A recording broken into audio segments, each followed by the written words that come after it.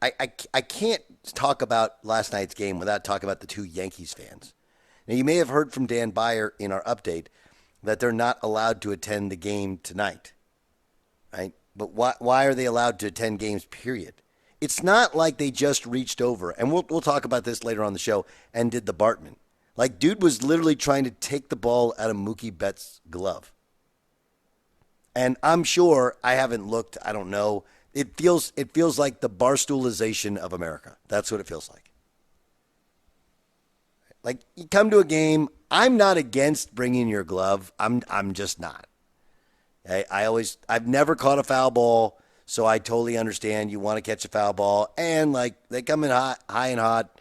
You don't want to catch one in your hands. Okay, probably now I would do. I don't have a baseball mitt that I take to games, but I'm not going to criticize all guys for having a mitt. Okay?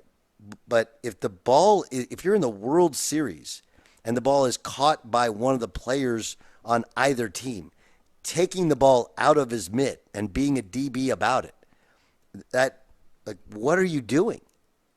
And I've heard people go like, not that big a deal. Yes, it is.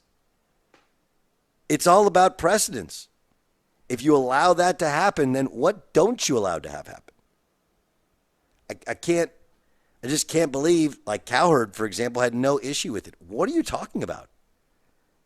This is what fans have become. Super entitled, obnoxious, and they think everything belongs to them. Like, dude, everyone else came to see a baseball game.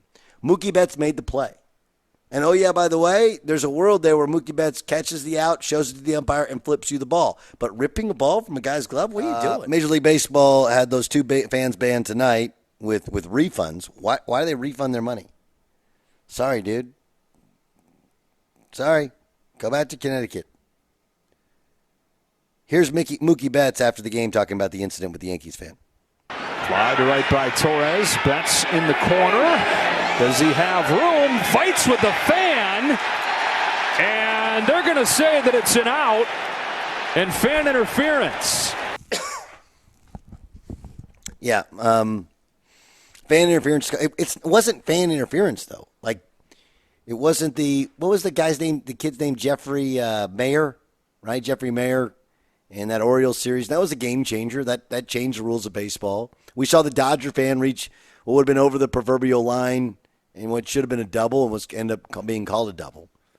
But this one, like if Mookie goes after the ball, you get out of the way, and then he tries to rip the ball out of his hands. Not surprised at all. And we have reached a place, and I'm not old man, get off my lawn, okay? But we have reached a place where we have, honestly, like we're just as responsible for it in sports radio. Our radio show doesn't do it. Fox Sports Radio, I don't think by and large does it. But whether it's local radio guy or some of these other entities, I say it's like the barstoolization of sports. Like the Barstool guys, Big Cat's good dude, was PFT commentators. Yeah, those good, like those are good guys. Okay, but it's a little bit like something else we're saying, where it's the people that you welcome in to just being complete DBs, if you know what I mean, and just do whatever you want, just because you want to do it. Like, no, there's a certain way in which, as a fan, you don't have the right to throw bottles on people. You don't have the right to rip the ball out of a guy's hand. No one came to see you. You're not some great Yankee fan because you're doing the Yankees a service. You just look like a clown. It's no more or less clownish than people who get in these fist fights at NFL games or college football games, like most of the NFL games. And this is every time you've been to Yankee Stadium. Look, it's not a 1-to-1 ratio. It's probably a 3-to-1 of good, solid fans too. But dude, there's definitely some guys there that take it a little too seriously. My guess is that guy's also a Knicks fan, a Ranger fan, a Syracuse fan, and a Jet fan. That's my guess. What do you think, Byer? Did I nail it? You probably nailed it on the teams and the fandoms. The thing that I just really can't get past, aside from the guy trying to rip the ball out, was his buddy who grabbed Mookie Betts' arm. Like, it's one thing to try to rip the ball out of a glove, which is absurd. I completely agree with you. The other guy with him physically grabs his wrist. Could have caused injury in either of those scenarios, but the second guy to me is much worse. And to your point about how this is being glorified, ESPN does this piece on finding the fan, and he's smiling and he's with his 5 buddies. And how in the world is this okay? All of the instances that you mentioned, the Dodgers fan, Jeffrey Mayer, they were going for the ball. None of them made physical contact that was meant to make physical contact with any of those players. And it's just crazy to me that this is just, man, remember in that Yankee game? Now, this absolutely crossed the line last night. I agree. Isn't there a reason? Aren't there broadcasters and the broadcast told to never show streakers, never show fans running on the field and getting tackled?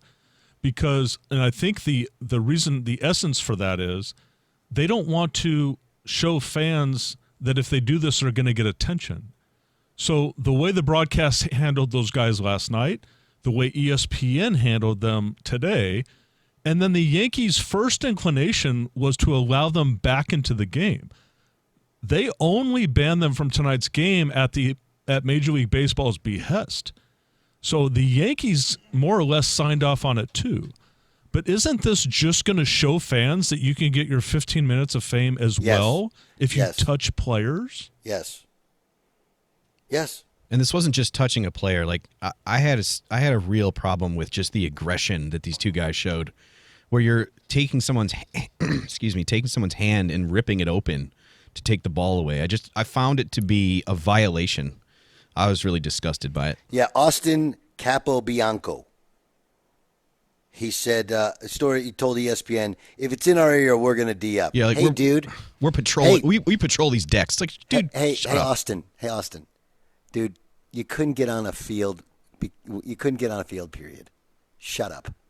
You sound like the dumbest idiot that is known to mankind. And there's plenty of idiots that are there.